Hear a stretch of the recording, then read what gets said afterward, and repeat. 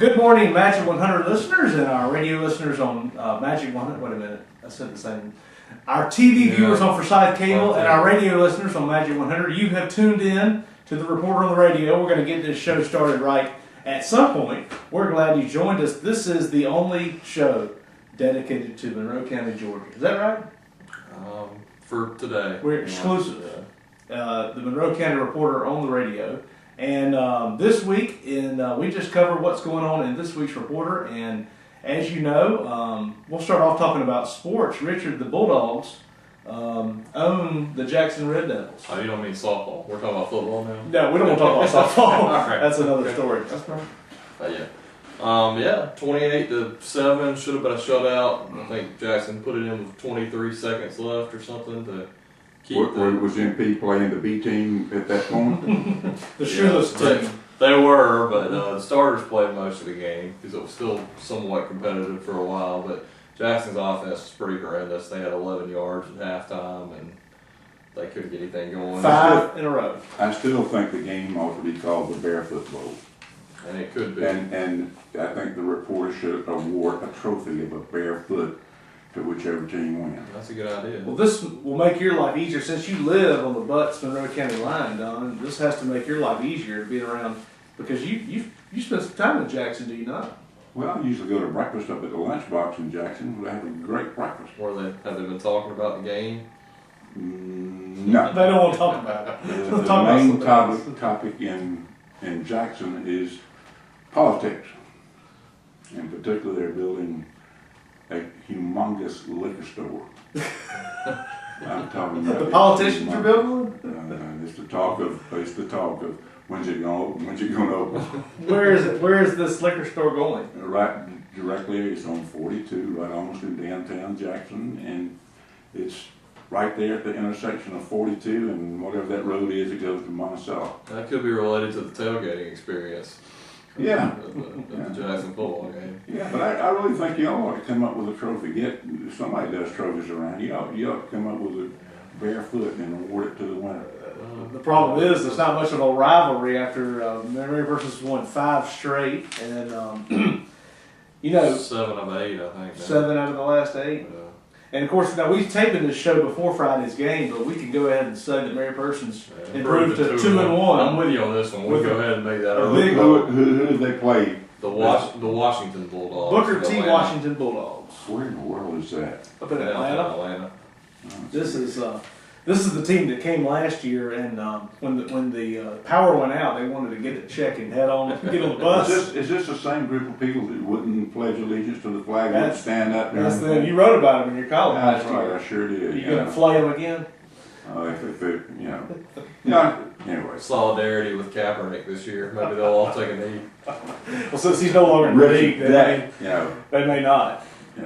I have made up my mind that I'm not going to watch pro football on TV this year. Here. I'm just not going to watch it. Was it the first for you though? Yeah. I proclaim this year I will not watch any NFL. Wait, I did that last year, so it's not really news. Well, I don't. What if the teams have blackballed Kaepernick? You won't stand with the NFL? Well, it's just no, I will not. Because I think it's a total absolute shame is that the NFL and football coaches think more of the damn players than they do our country. Well, did you see they don't? They won't give them a job. Don't get me started on that. Did you see the other day the Cleveland Browns had about 10 players that had a little huddle, a kneeling huddle during the national anthem? Isaiah Crowell led that one. Oh, way to go, Isaiah. Yeah. And then Jim Brown, who is a legendary NFL player, I think he played for Cleveland. Let's not say too many positive things about Jim Brown. Well, he blasted them, didn't he? And boy, the next time Cleveland played, they were all standing for the national anthem. We don't turn to Jim Brown for too many ethical. Well, here's another thing. What was this about a football coach? Because they dismissed him or fined him or something else because he had prayer before the game. Oh yeah. Okay, you got me going here. Where was that? Some high school coach. Yeah, some high school. Probably down in Bolingbroke. California. Bolingbroke. It was Bowling. It was out west, wasn't it? I don't know. But here's the other thing. There's a story this morning in the Atlanta Journal-Constitution, and I'm going to contact our 4 legislators on this. The topic is going to come up about how is the legislature going to handle, okay, Confederate monuments all over the state. So I'm going to call Susan Holmes and Alan Peake and Robert Dickey and John Kennedy and say, what is your stance on that? So that'll be in my column this coming week. So we'll see what our local politicians, elected officials think about it. I've seen that story you're referring to, and I just don't. I guess I need to read the story. Why does the legislature feel any need to address it at all? Somebody's got to do something. I mean, my God Almighty, the legislature. Who was it? Alabama passed a law said that no Confederate statue could be removed. Georgia has the same law. Well, why isn't it going to be enforced? I don't. I hate to throw up on this show, but I'm getting close. Because that's just how disgusting it is to me.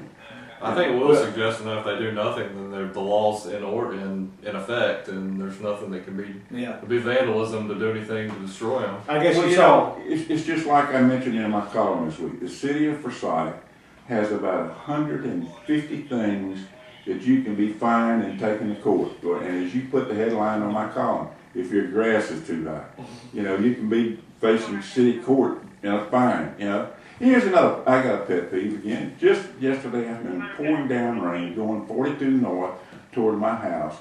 I passed 33 cars. I know that you're going to think this is weird. Out of the 33, 18 didn't have their headlights on. So, it's my understanding if the state patrol or the sheriff's department were doing their job and stopping these people that don't have their lights on when it's raining, our taxes could be lower. There might be so many of them. This is an overwhelming problem for. No, I don't think they want to get wet.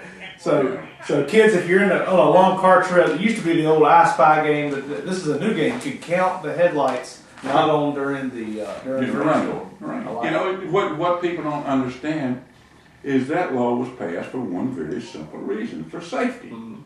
And it's just anyway, it just amazes me how we ignore the law, how we ignore traditions, is we don't salute the flag, we don't pledge allegiance to. What the hell's happening to the country? Answer that question, Will. Get on with your rants. We need to take some phone calls and get people to tell us what their solutions. I wish we had our, the number right now, if you call 994-2358, well, it's Sunday morning, nobody will answer, but leave your message, you'll get a recording. Yeah, tell us what you think. And we also have a poll online at mymcr.net.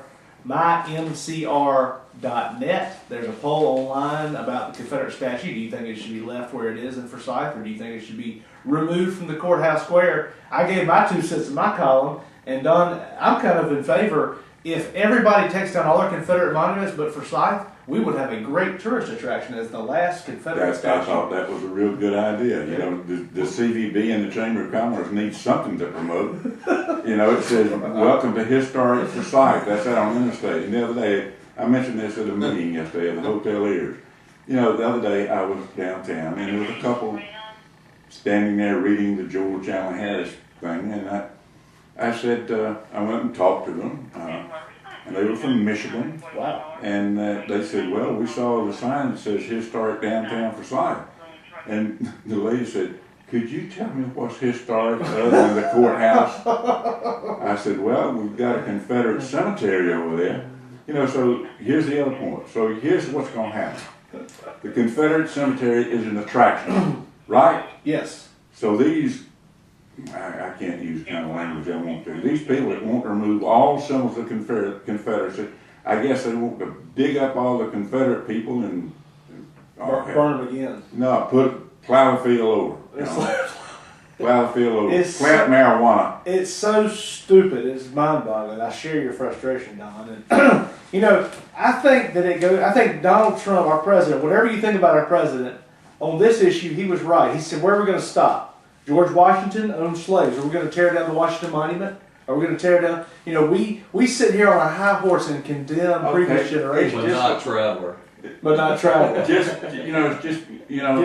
I brought out in my column this week, I've traveled all up north. And up north, they've got statues for Union soldiers that were fought in the Civil War. Why the hell don't they tear them down? Yeah. Geez, man.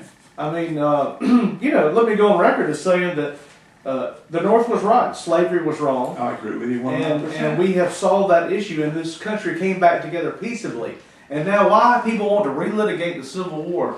And I think you have it at the core. Abraham Lincoln said, "Whatever you teach in the classroom in one generation will be the theory of government in the next generation." That's right. And we've been teaching for 40 years in our college classrooms that America is racist, wicked. We are unfair. We are imperialist. And if we enforce the immigration laws, guess what? We're racist. We're racist. We're bigots. Our columnist Sloan Oliver made some good, real life examples of that of college campuses in his column. Yeah, he cited it. Yeah. Of particular things that are being taught and how crazy it sounds. Yeah, and we, when I was at the University of Georgia, I was on student government, and we took a stand. The student government said we do not want to take a multicultural course requirement. We know that these classes are being pushed by liberals who want to say that the Do reason. parents give a damn anymore? I guess not. They're paying, Hope Scholarship's paying for the tuition, so they don't have to worry about it. That's the reason I don't buy lottery tickets, because it goes to the Hope Scholarship, and I don't like the way it's managed. One of two things I ever One wanted. of the first times I ever come working here at the paper, one of the first business after hours I ever attended, I won Braves tickets, and I thought I was like the first person they called out, and I thought, wow, that was lucky. And then I realized they give stuff to just about everybody. Yeah, everybody's a winner. Well, I when I talk about winning stuff, I won some stuff at business after hours, but No, I'm talking about big stuff. Well, Big that's stuff. about as good as it gets for me. Yeah. So did you go to the game?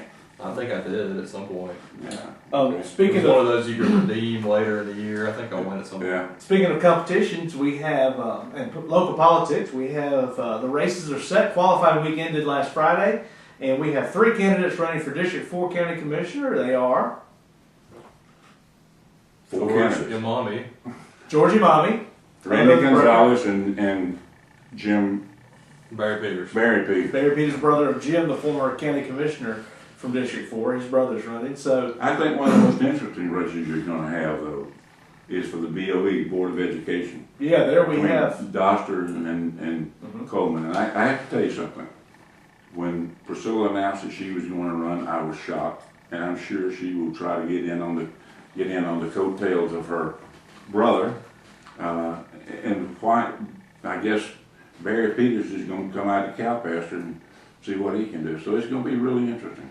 Really interesting. It will be. This will all be decided November 7th, and actually the commissioner race will probably go to a runoff.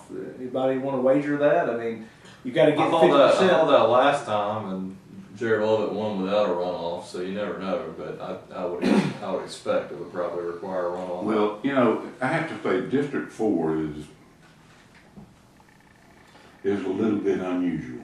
Okay? Yeah. You've got High Falls up there, and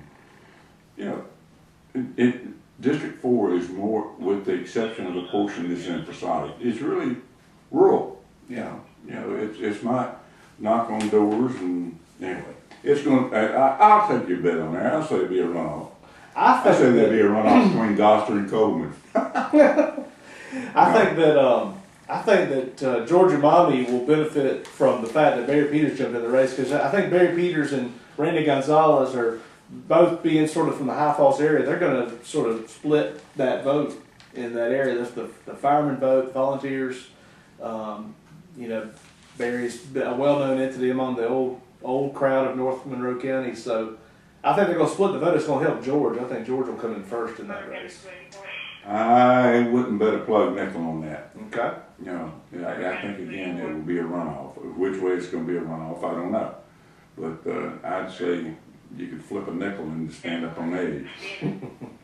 I don't. It's because the talk up there is, hey, we got 2 good old boys running, Barry Peters and Randy Gonzalez, and the mommy is new to the district, moving up into the River Forest subdivision. Yeah. River Forest people don't vote. Oh, really? No. Very seldom do they vote. They do not want to get out of their little enclave where they can't fly an American flag.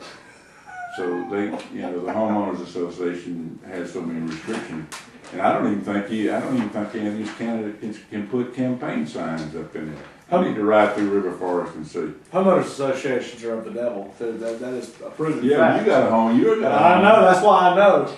Jeez. Don't get me started. Did you ever put your flagpole up? Yeah, well, the flagpoles aren't the problem. I got an email the other day that I had too many grass clippings in the street. You've got to be 801 in me. I'm working my column about it next week. Too many grass clippings. Well, then you can move to Forsyth. And let your grass grow to 8.5 inches. You can't win.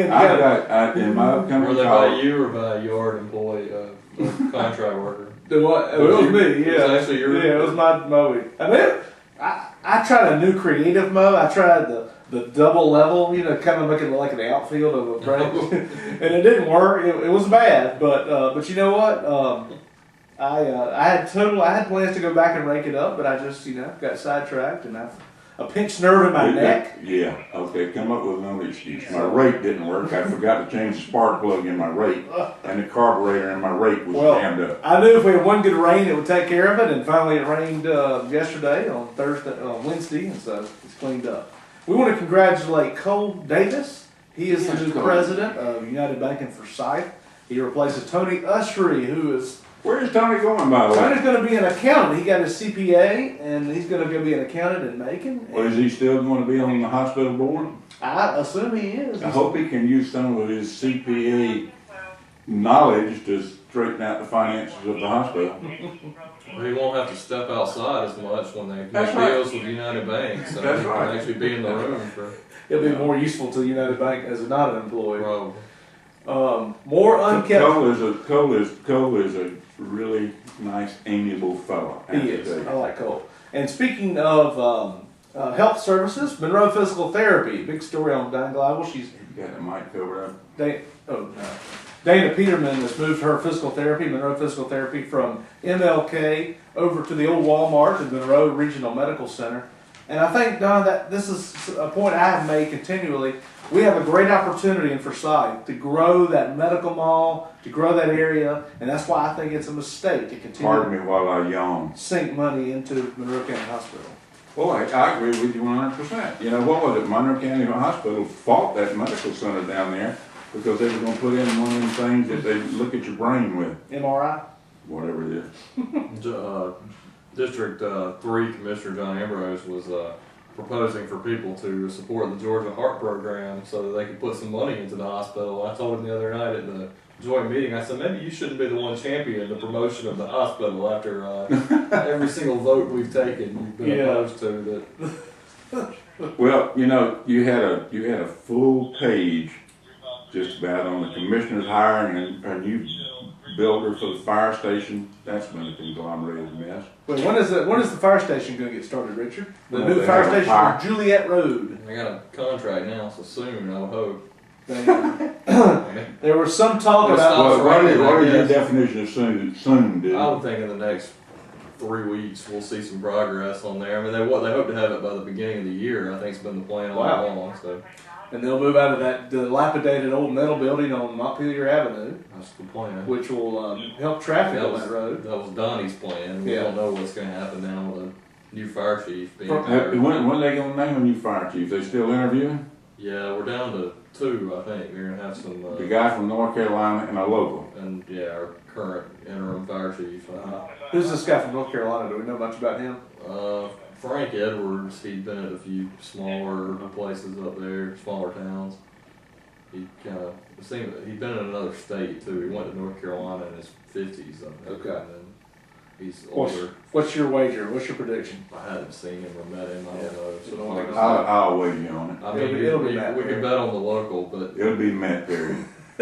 Jeez, come on, you want me to yawn? Yeah. I mean, I know how they do business around here. That's right. That's exactly right, dude. I don't What I really can know the qualifications as other guys. You know, what is so hilarious about this is they want to be prim and proper and go through all the local procedures so that they can say, hey, yeah, we sent out job notice and everything else, but we've already hired Matt It's Perry. a smoke screen. I mean, that's The one wrinkle in there is Commissioner Evans might jump in and throw his Yeah, weight he was behind not the outside. So they have to wait till they get a fifth commissioner to make that decision, huh? If it's split, If it's split, I'm not sure. It's I gonna think happen. the other three will probably support Matt Perry. Probably might not have to Like I wait for said, another mine's commissioner. gone. We had a bike wreck in Forsyth. Look at this attractive young lady from Macon got hit on her bike on 41. Don, are you careful to look out for bikers when you drive?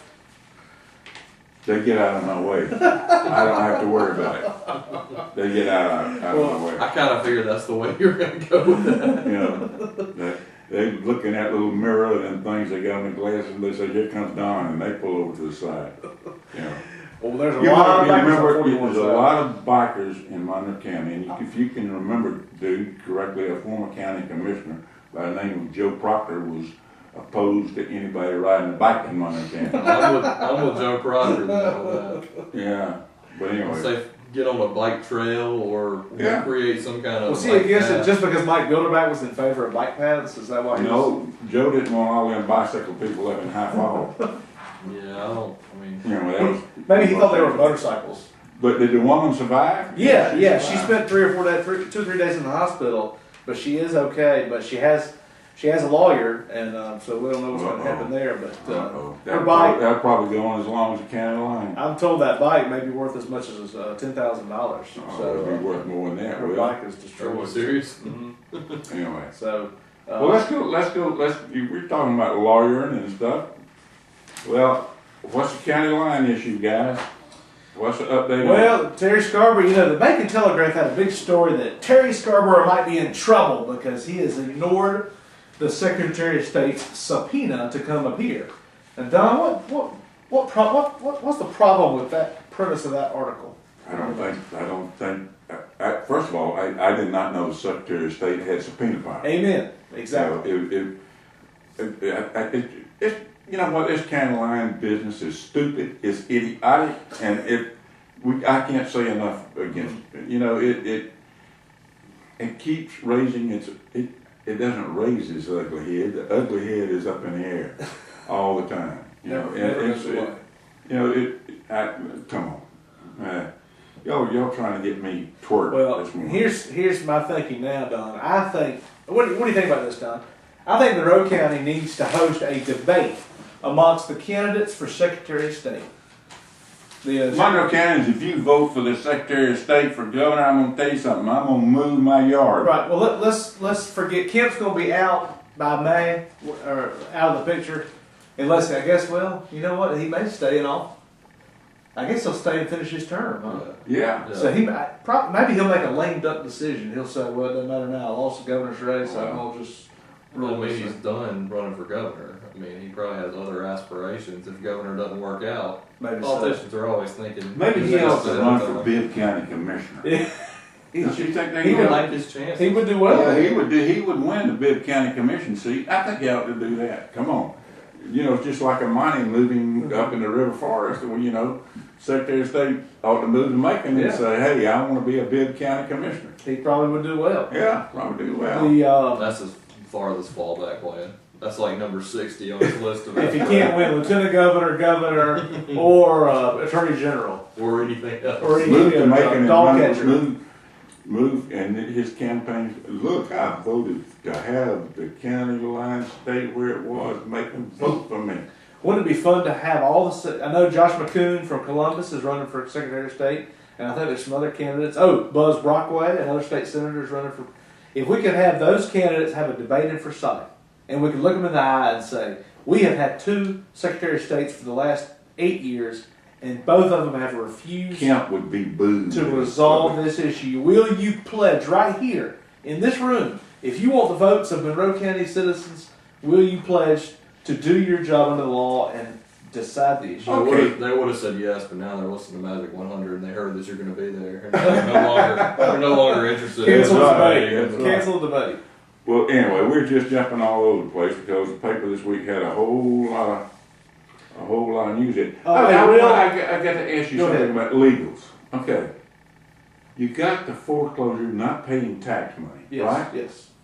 What has stood out to you about all those foreclosures?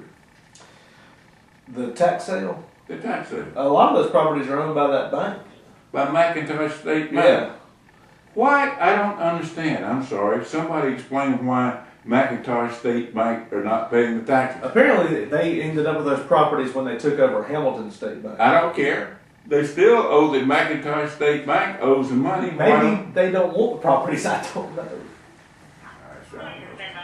That's a good question. You know, But why? hey, if you're watching and listening to this show on Tuesday at what 10 a.m., 9 a.m., the county is going to be selling a heap of properties on the courthouse steps. So your opportunity to own some of these properties that are currently owned by McIntosh State Bank, hey, you can get a good deal. You can get a good deal. Also this week, Friday, is Mary Person's homecoming.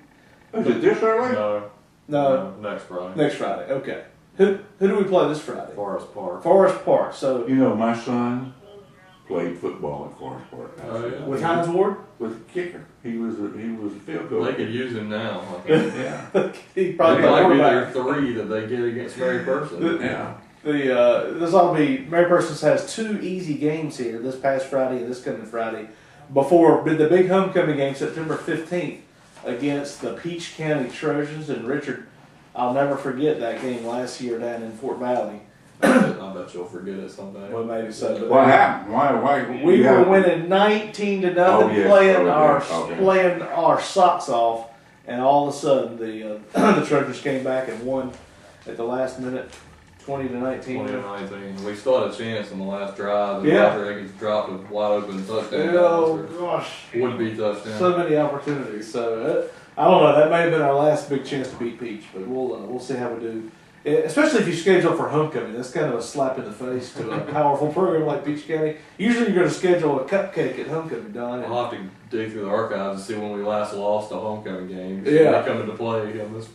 You get Bobby Bell. That's like university. Yeah, we were at the University of Georgia. At homecoming, what did they do at the University of Georgia? Play Vanderbilt. Occasionally lose to Vanderbilt. But Every once in a they while. picked the teams that they knew that they could beat. I Yes. mean, you know, and as students, we would go to the game like ho hum.